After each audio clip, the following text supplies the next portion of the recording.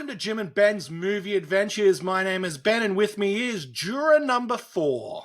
You've picked 4 for me. You've picked 4 for me because you knew it's like no one's got names in this movie because we watched 12 Angry Men, and this is a dark horse pick, Ben. It is. I wasn't expecting it. I want to hear a bit about why you picked it because this is not a Ben film. No.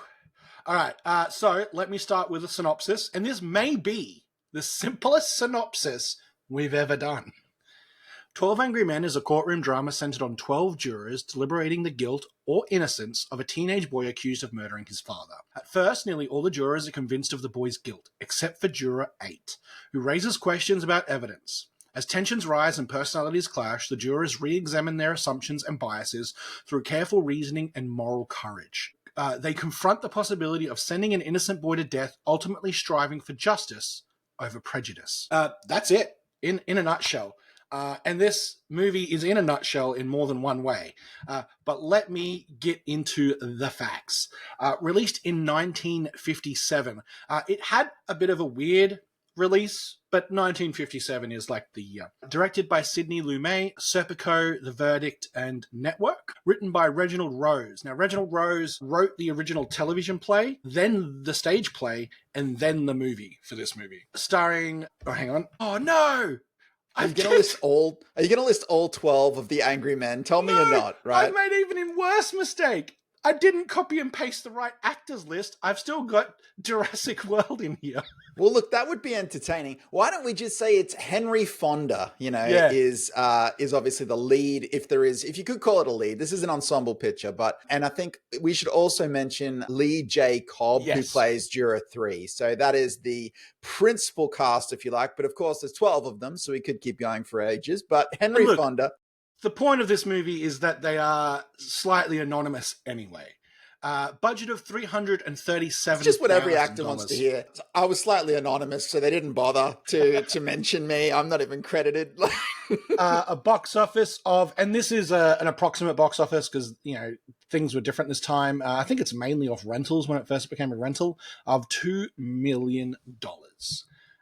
And them's the facts for 12 Angry Men. Now, there is a reason I picked this movie. I have a little history with the story. I did do this as a play in my senior year of high school as my final kind of acting piece for my assessment. And I remember I never really read the plays I was in unless it was my part. I never really found interesting reading scripts. But I read this whole script back to front. And later in life, it resonated a lot more with me along the lines of when I fell down a rabbit hole of the judicial system and the concept of beyond a reasonable doubt. Beyond a reasonable doubt is what this movie is built upon, and it's what a lot of legal systems around the world are also built on. So I went back and rewatched this movie. I've seen this movie maybe 4 or 5 times in my life now, and every time I watch it, I'm totally astounded by how a movie set in one location where the characters don't have names, there is no act, there is no kind of extraordinary moments other than what these 12 men present on screen through word, through spoken word, and through nuance and through acting. And you talk about camera work in a film, you would think that the camera work in this film wouldn't be that special, but I actually think it's more special, especially by how subtle it is and how it chooses to frame our discussions at the start and as it moves forward and becomes more personal, and we'll get into it. But it's just one of those movies that has had its hooks in me for years, and I keep coming back to with nothing about this movie on paper should interest me. As you said at the start, if someone had said to you, hey man, Ben loves this film, you'd call them crazy. Because it just doesn't make sense. It doesn't fit into any of the categories we've dealt with before. And it doesn't fit into any of the categories I talk about on a daily basis. I have 14 talking points on this film. Because that's more than there are men in the movie. Because if you just kind of describe what happens in the film, this is a 6-minute podcast. But before I go into my talking points, Jim, had you seen this movie before? And what did you think of it? No, I hadn't seen the movie before. Look, and I remember saying on the last podcast, I've seen the play, and then you were like, I was in the play, and I was like, is that the version I've seen? Like, I can't. I look, I'm sorry, but I Hey, cannot remember definitely wasn't the. memorable. It might have been just, I can't remember a lot about it. Which juror were you when you played it in high school? I wasn't the racist. I wasn't the one who hated his son, and I wasn't the foreman. So I wasn't any of the interesting jurors. Right. I Okay. was like the juror. I wasn't like the old juror. I was the one to like the left of him, who kind of like had his little moments. The one to the left of the other I was guy with like, the I think thing. it's juror number 10. I think it's Yeah. juror number Okay. 10. Well, there you go. So, look, I was familiar with the story. I knew what happened. Obviously, I'd seen the play version, whether that was yours or whether it was elsewhere. But no, I'd never actually watched the film. So, I guess when I was watching it, even though I knew the beats of what went on, I was really fascinated from a filmmaking perspective because obviously I knew that this was a movie because I knew the story, which took place functionally in one room. If you were to There's a little bit at the start of the courtroom to set a scene, but all the action is in the juror room. yeah, if you were to sort of cheat or be really comprehensive, you'd say, okay, there's 2 or 3 minutes at the start, which is in the courtroom, and then there's a couple of minutes that take place in the men's bathroom, but the rest of the movie is all in one room. And from a filmmaking perspective, it's funny because, often people would say, oh, this must have been like a really easy movie to make, like all people to, and, of course, if you know anything about filmmaking, one of the hardest things to do is have lots of characters in a single room talking to each other, particularly around a table, which is what they're doing here. It makes it a nightmare for filmmaking rules like the 30-degree rule, the 180 rule. It makes it a nightmare for trying to get coverage or close-ups of every single person for every single moment and making all of those decisions. It's like, I think funnily, even though it's like, oh, it all takes place in one room, there's probably a lot of filmmakers who would have just been like, nah, I'm not shooting that. Like, that's going to be a nightmare. So for us to actually do this. So, Because it's technically hard to do, and to the average person doesn't look spectacular when you do it right. exactly.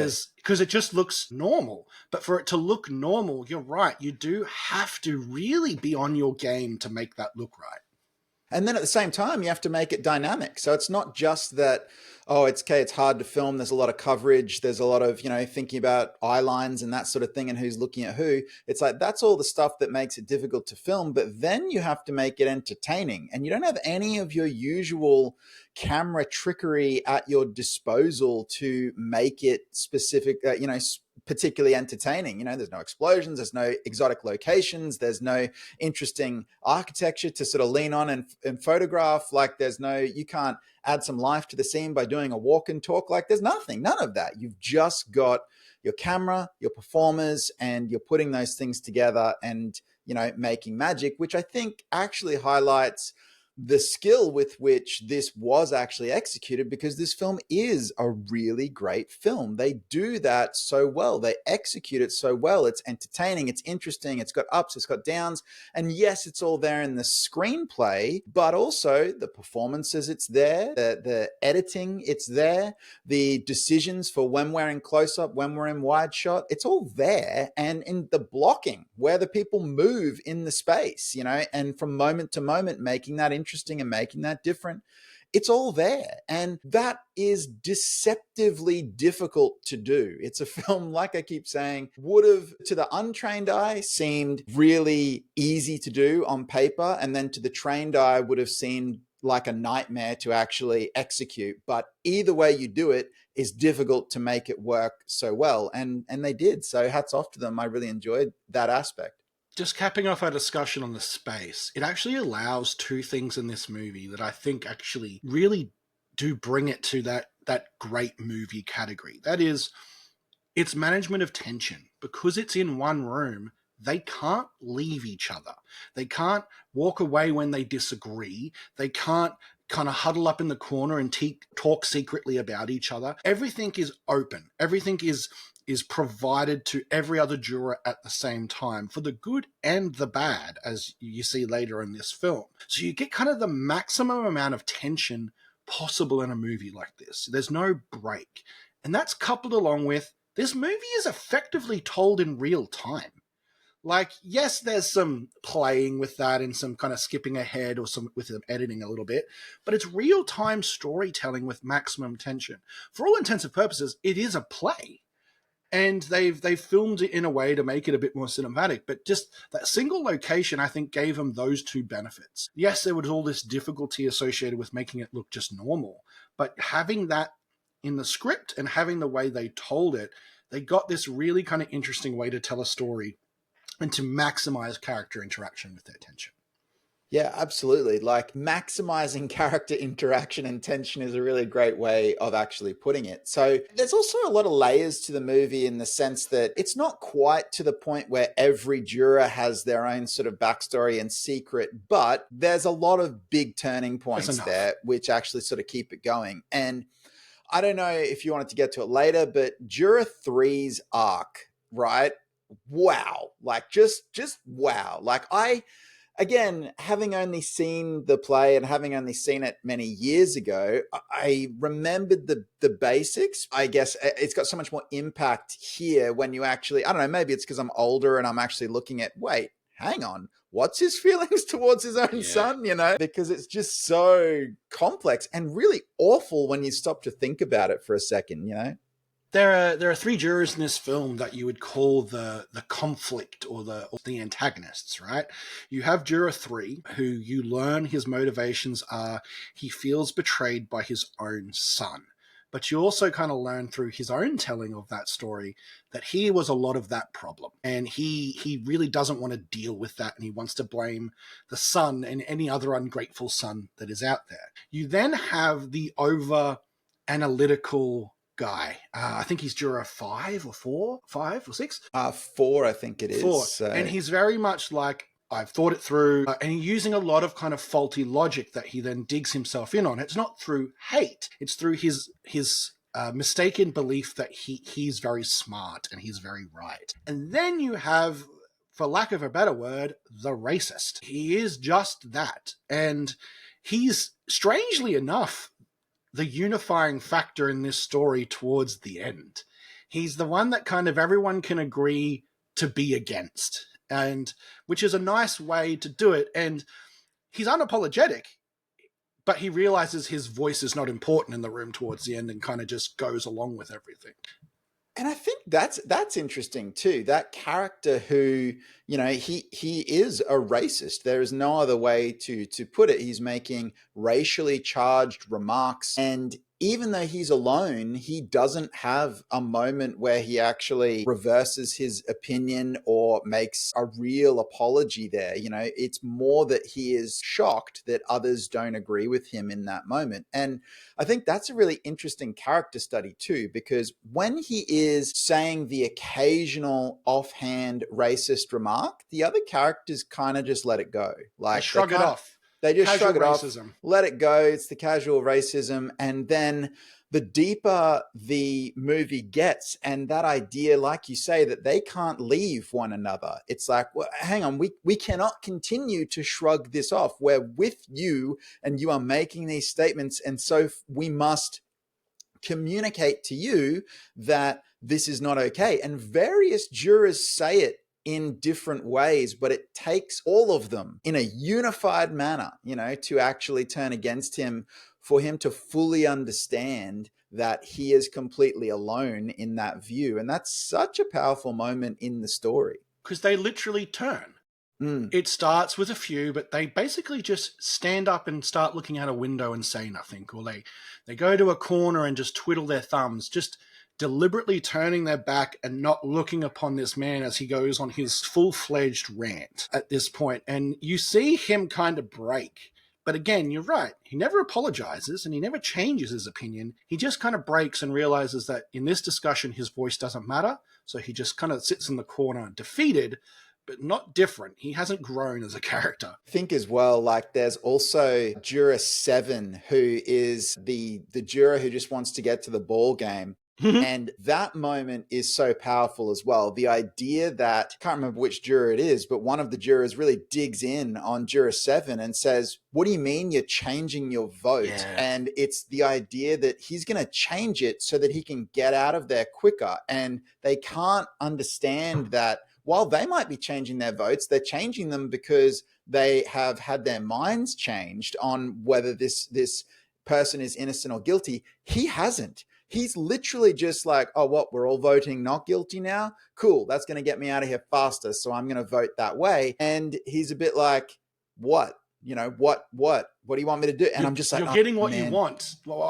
why are you upset? Like, I'm agreeing with you now. And like, yeah, you're right. You're not agreeing with me. You just want to leave.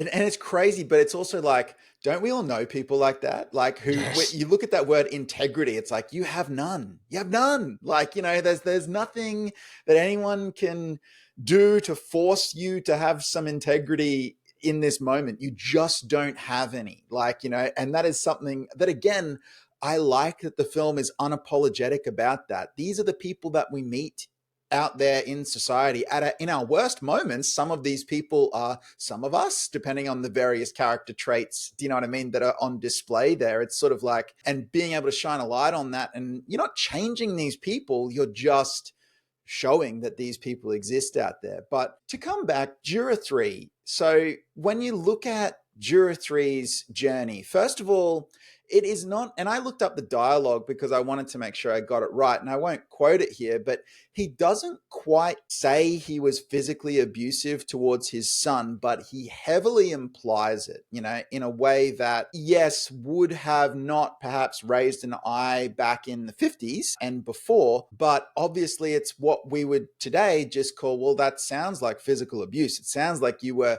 physically violent towards your child, you know, and you're passing it off as discipline, you know, in that way. So that's the first thing that he basically implies or confesses to in the early stages of the film. And then the really dark part is that he has obviously got these feelings towards his own son, who stood up to him and hit back at one point, and then he hasn't seen his son for 2 years. So his son becomes a teenager and his son actually hits him back. And then he hasn't seen his son for 2 years. But his reaction to that is he wants the death penalty for this other unrelated teen youth who has sort of killed his, or been alleged to kill his own father. So his emotional response is that transferal of functionally wanting to kill your son. It's just so dark. It's so incredibly dark to actually have that. Now, look, subconsciously, that's a subconscious thing. He doesn't know he's doing all of that in the moment. And in fact, the realization of that is a huge moment for that character, where he breaks down and functionally loses his entire identity towards the end of the film. He's effectively the last juror to switch. And it's that realization that kind of switches him. And there's a moment, really lovely moment at the end of that film, where our main juror, juror number 8, kind of just picks him up and walks him back to the jury box so they can deliver the verdict. Like, it's like he realizes what that man's just been through, whether he agrees with him or not. And that's probably Juror 8's superpower in this movie, is his empathy. And he shows it on full display in that. Absolutely. So I think, the first time I was familiar with this story, or my recollection of this story, I didn't grasp the full weight of what Juror 3 goes through. And then this time watching it, I was like, it's some of the darkest stuff I've ever seen. So, well, at the start of the whole movie, right, they all walk in there, and all of them except 8 and maybe the foreman. But the foreman kind of cops out a little bit in this movie, because he's just like, I'm trying to make proceedings go forward. I'm not going to have an opinion, blah, blah, blah. But the whole idea that they all walk in and they go, well, that kid's guilty. They're all ready to send that kid to the death penalty. All of them, except Juror 8, who starts the conversation by just saying, hey, I'm not really comfortable with sending a kid to die unless I'm really sure they did the crime. Yeah. And that's how he starts the whole thing. He's not saying he's not guilty. He goes, I just want to be sure. I want to be sure. And he becomes this kind of lone voice. And I think the lone voice is a popular character in fiction, right? People love the lone voice that turns out to be correct, turns out to save the day. And this is kind of just another version of that, although probably subtler than a lot of heroic people you see in the movie. He's an unconventional hero, because he's not necessarily saying that kid's a good kid, he deserves to be saved. He's saying, I want to be sure. It's not about the kid. I want to be sure so that I know I've done the right thing. And that kind of starts to infect the rest, and then they go through their their questioning of the evidence and all those sort of things. And Henry Fonda, who produced this movie as well, you can tell because he gets the meaty role. He does such an amazing job of he's not conveying somebody who's morally superior. He's not conveying somebody who thinks that they're right. He's just conveying somebody who doesn't know. And he doesn't understand how anyone else can sit there and be sure. And he's like, well, I'm going to sit here until at least someone's convinced me or we get to the right verdict. Yeah. And I think the other thing that really struck me with this movie as well was, and they didn't have to do this, but in making this choice, I think it was really, really smart, particularly given one location, was what I guess you'd call the environment or the atmospherics and how they decided to work that symbolically into the narrative. The whole thing starts with everybody's hot, everybody's sweaty because the air conditioning is not working, or the building's not air conditioned. I can't quite remember which. The building's not air conditioned and the fan doesn't work. Yeah, I knew the fan doesn't work because then that comes back later. But so that's obviously a problem. And then that is obviously the mirror to what's happening emotionally and in the scene where they want to get out of there quick. It's hot, it's uncomfortable, we want to get out. And then two things happen. There's sort of two big shifts in the environment, really, as they progress through the narrative. So, and one of which is that the fan then starts working. Now, the more jurors shift over to the not guilty verdict, the fan then sort of miraculously, if you like, starts to work again, which is, a symbol really that they're on the right path now and that things are going okay. And then the actual heat breaks as well, and the rain comes and the storm comes, which is then further evidence towards the back half of the movie that everybody is on the right track. And I really thought that was very, very clever as well, particularly given the single location and having that environmental metaphor for what's happening with their emotions and with their conversations. And it's like the world is actually agreeing with them that they are making the right choices. They are getting rewarded through the environment for making the choices that they're making because they are better choices than the ones that they were making at the start of the film, which I really like that. I love that stuff, when people do that. It is the group dynamic. So writing this would be the hardest part of the group writing of the scene, the interactions, and the balance of characters. Because you're right, there's a few characters that don't get a backstory or a revelation or a big moment. They do get their moment as far as like changing their mind or something like that. But the balance of those big moments versus small moments, you don't feel like a character gets missed out. You don't look at someone and go, that doesn't make sense, or why are they in there? They all have their place. What the psychology that is, or the understanding of psychology that is displayed in this movie is top notch. I mean, it's not word for word clinical psychology, but groupthink, for example. People are very rarely willing to go against the group because guess what? That's hard.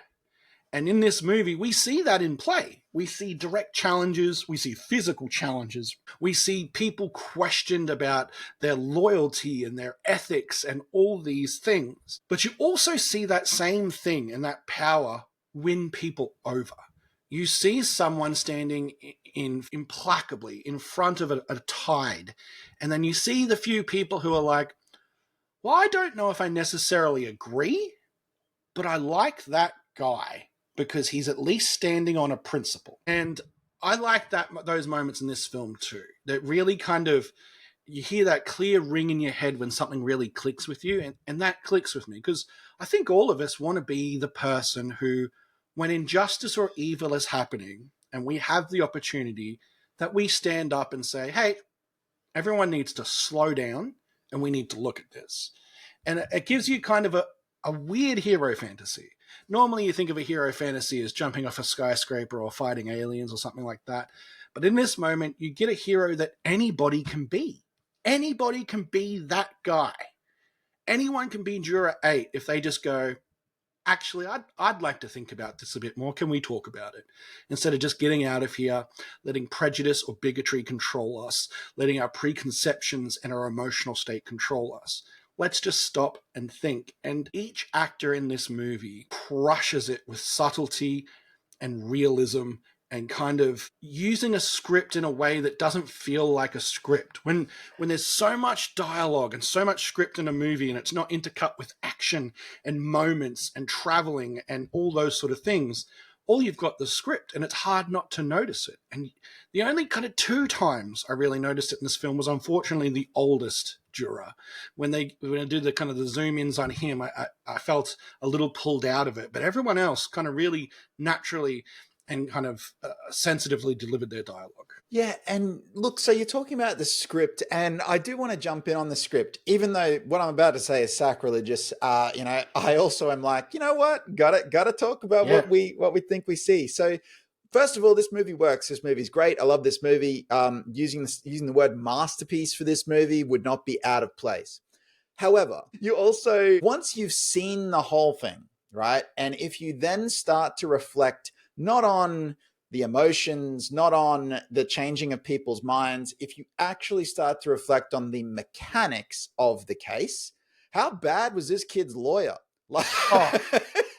It was a genuine crime. And I think that's kind of part of what was deliberately done in this movie, of like the audience watching this movie instantly gets this is wrong. Like there's no doubt. It's not like a whodunit. There's no doubt. As soon as the first piece of evidence is examined, anyone in the audience should go, oh, okay, yeah, no, that wasn't it. They even comment on the kid's lawyer. They do.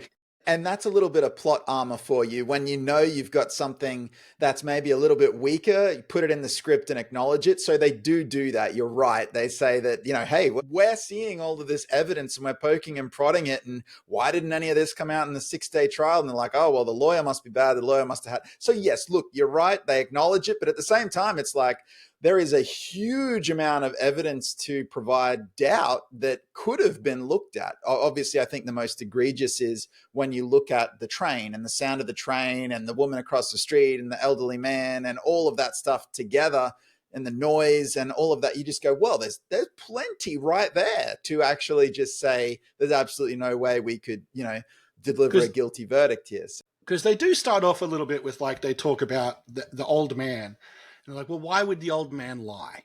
And they're like, well, he might not have lied, or he might not have this, but sometimes it's nice to be talked to, or to feel like you're important, and to give evidence, and make someone feel like you're important for the first time in 25 years. Like, so they start off with these kind of softer arguments of like, just maybe. But then you're right, there is kind of a hard turn when they get the knife. And they go, well, I've got one. And you're like, well, okay, there's the whole case gone. Like, there's literally the whole case is gone right there. You don't need the rest. But again, you're convincing 11 other men that with their own preconceived notions, bigotries, and kind of biases that, hey, look, this kid deserves a chance. And we're the only people left that can give it to him. Yeah.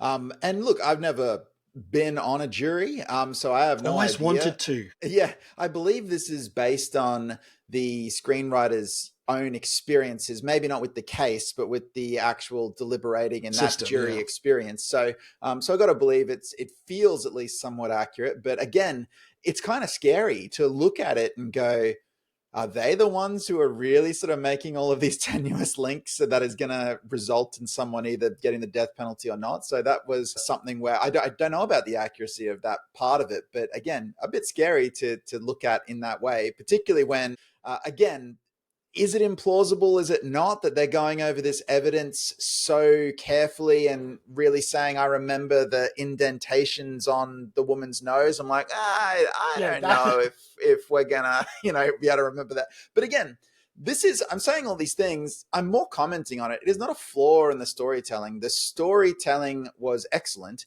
and you only start to even notice or think about these things because the story has affected you. And then after the credits have run, if you look back at the mechanics of what we actually saw and how it works. So again, sounds like criticism. It's not really. Like, this is a really well-made movie, and I do think it hangs together very well, but I always find that interesting to go back and look at the mechanics of the thing and what we're actually doing. By its very nature, the movie invites it. It's like a whodunit for a certain part of this movie, right? It's like, well, you put yourself in that position, like the movie allows you, go, would I think they're guilty? Would I believe these cases? Would I follow this logic? And I think maybe years of pop culture, TV, and movies makes me think I would. Yeah. And I would ask questions and I would do that. And I think, in a strange way, my favorite piece of advice to anyone in almost any situation is to question intelligently. And that's kind of what this movie tries to do in its format and its error. It's about one juror questioning intelligently, not openly, not going, well, I just want to disagree or devil's advocate, but he questions intelligently. And, you know, we get the result, but it also makes me think in the real world, how many times has a bad lawyer done that and the jurors just went with it because of the arguments of authority and believing experts and believing what they're told? And you're like, wow, there's definitely some people who are hard done by systems and places and things that are put in place like that. And it kind of makes me a little bit sad. But then I see things like this and I hear things like the Innocence Project, which is a real project out there in the world. And I go, well, there are people who do this, and it makes me happy.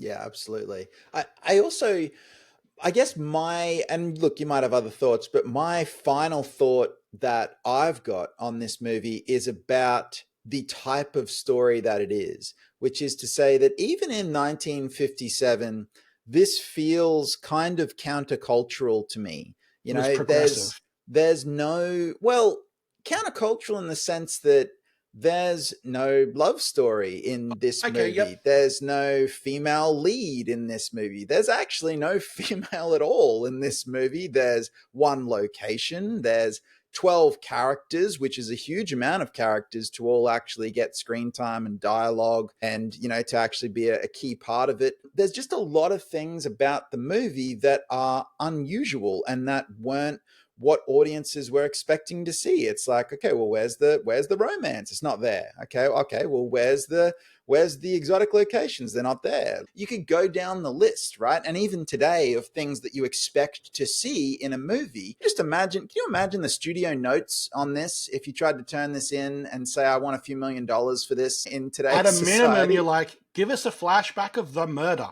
Yeah, exactly. Like there would be this huge list of notes to say, here's all the things that we need before we trust you with our money. And this movie just says, well, actually, the story that I want to tell only involves these people in this location. So let's just tell that and let's just let that stand on its own. And I actually really like that. I love that it's just got, I mean, we talked about integrity before, but the movie making has integrity to not get studio noted to death and instead just be like, yep, this is what it is. Take it, leave it. This is what we made. This is what we wanted, you know. I wrote a note here. This movie feels like ethical and integrity storytelling. It is pure the story. It doesn't feel like it was changed by anybody or anything. It was put on paper, acted out, put on screen, edited together, right? It seems like such simple ingredients that you do not get now. And you didn't get then. You don't get that simple transference of subject matter to the screen. And I think that's why I really like it. It's not escapism. It's not trying to take you somewhere different. It's showing you a slice of something that's real. And can I say as well, one other thing that I really appreciated in the way they chose to do this, which they didn't have to do, is they made a movie that was political without being political. They made a movie about racism without naming the race, right? Because they didn't want to make it about that. It was about bigotry in general. It wasn't saying this group of people or that group of people. It was like, there is a person who is racist against a group of people. We don't need you to think about that particular ethnic group because that's not what is important here. What is important is that this person has a prejudice towards that group, and we're shining a light on how ugly that is, you know? And I think that is quite clever. I hadn't thought about that until you just brought it up. They show a racist character who is undoubtedly monstrously racist.